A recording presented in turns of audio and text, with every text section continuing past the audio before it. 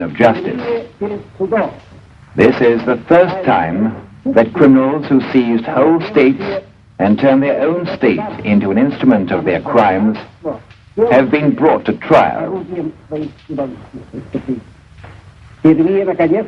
This is the first time that we here are trying not only the criminals themselves, but the criminal institutions and organizations they founded, and the theories and ideas of hatred which they disseminated in furtherance of crimes they had long been nurturing against peace and humanity. The day has come when the nations of the world are demanding stern retribution of the Nazi butchers, are demanding the stern punishment of the criminals.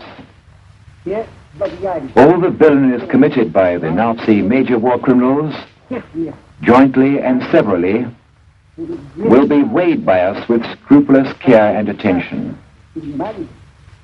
as is demanded by the law, by the Charter of the International Military Tribunal, by justice and by our consciences. The Soviet prosecution showed and demonstrated how the Nazis secretly prepared for World War.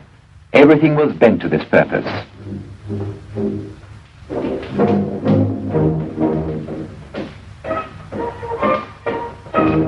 Von Schirach's puppies playing with toy daggers. These are still youths and only carrying spades, but these are already soldiers. And the German women are already rubbing their hands in greedy anticipation of the parcels to come from the east. These are only dummy houses. These are still peaceful Germans. But the muzzles of the guns have already been raised.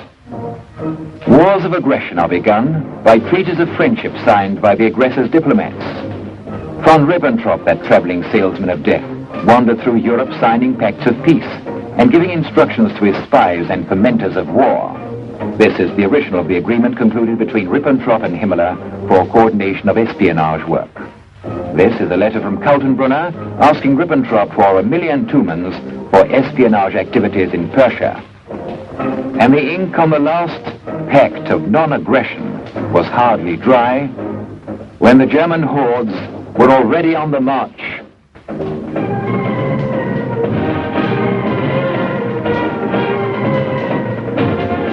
Only the Soviet Union warned the world of the deadly danger of fascist aggression. But the Munich appeasers bowed and scraped before the aggressors and threw open the gates of Europe to them. Hitler and Keitel set about refashioning the map of the world.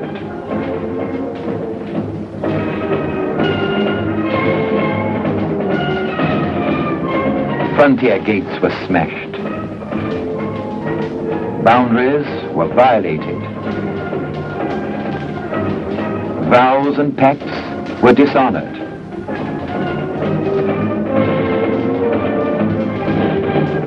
And the brown plague began to spread through Europe.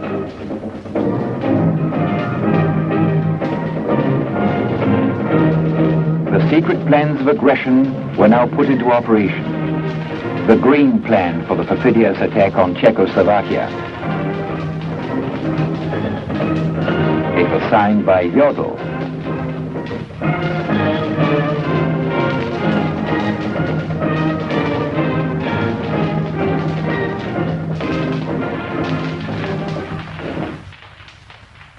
The Soviet prosecution at the trial exposed the way the World War was prepared.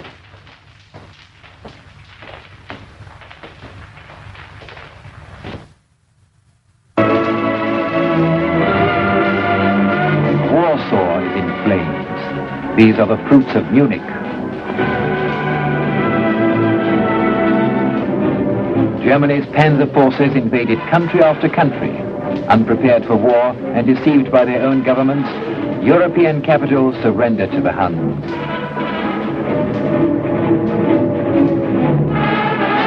For the Germans, it was just a pleasant promenade through the continent.